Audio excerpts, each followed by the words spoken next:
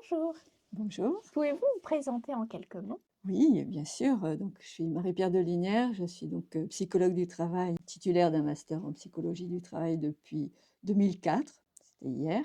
J'ai effectué également une spécialisation, tout ce qui est donc stress et santé au travail, hein, donc risques psychosociaux. Et plus récemment, une formation au premier secours en santé mentale. En quoi consiste votre travail au quotidien? Le travail du psychologue du travail, il intervient sur le champ de la sphère professionnelle. Il a pour mission principale la préservation de la santé psychique des personnes, qu'ils soient salariés, agents de la fonction publique, ou indépendants, hein. Les accompagnements peuvent être, soit individuels, donc avec des entretiens individuels, ou collectifs, hein, sur un collectif de travail qui est en souffrance au travail ou qui perçoit des difficultés dans la sphère, professionnelle. Sur quel type de problématique intervenez-vous le plus souvent? Alors, même si, on aimerait principalement intervenir sur de la prévention, malheureusement, il s'agit le plus souvent d'interventions, en curatif. Tout ce qui peut conduire une personne à être, donc soit en souffrance au travail, ça peut être du stress chronique, l'épuisement professionnel, lié à la charge de travail, alors qui peut être en surcharge de travail, sous-charge de travail, qui peut générer aussi, effectivement de la souffrance, hein, de ne pas avoir assez de travail, pas se sentir utile. Ça peut être aussi des problèmes de confiance en soi, des problèmes liés au management, à la reconnaissance, donc soit la reconnaissance des pairs ou la reconnaissance de sa hiérarchie. Donc c'est vraiment très, très diversifié. À partir de quand estimez-vous qu'il est pertinent de faire appel à une psychologue du travail? Le plus rapidement possible, finalement, dès lors qu'on ressent une situation de mal-être, d'oppression, de souffrance au travail. L'idée, c'est de pouvoir trouver des solutions presque à la base,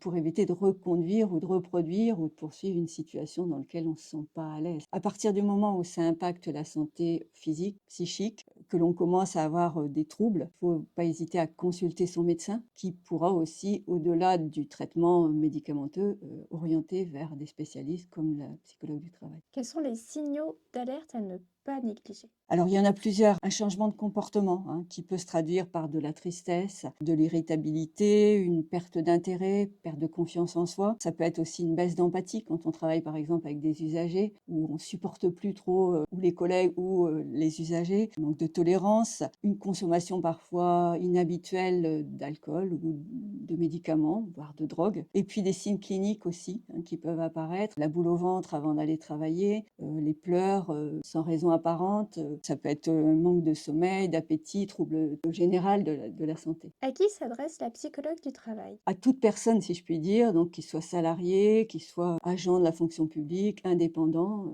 c'est effectivement toute personne qui ressent des difficultés en lien avec le travail. Des difficultés qui peuvent avoir aussi, bien évidemment, des conséquences sur la sphère privée, puisque c'est souvent un équilibre, hein, entre le travail et le personnel.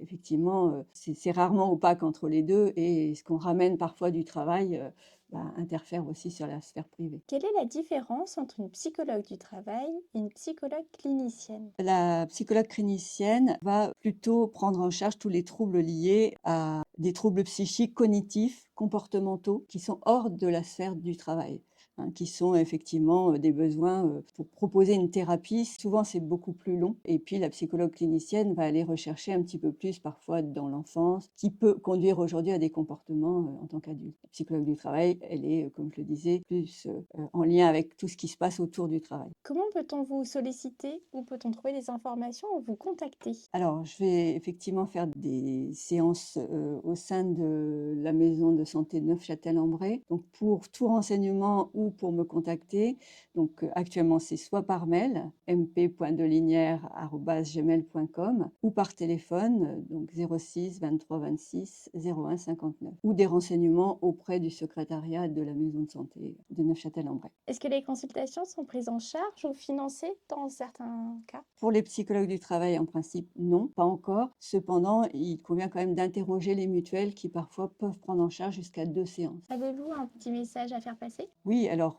pour toute personne qui se pose des questions, hein, sans forcément s'engager dans une prise en charge, à court, moyen, long terme, c'est d'abord aussi d'avoir des renseignements ou de pouvoir aussi parfois avoir un échange téléphonique sur une situation et après on convient ou pas de mettre en place des séances. Merci. Merci à vous.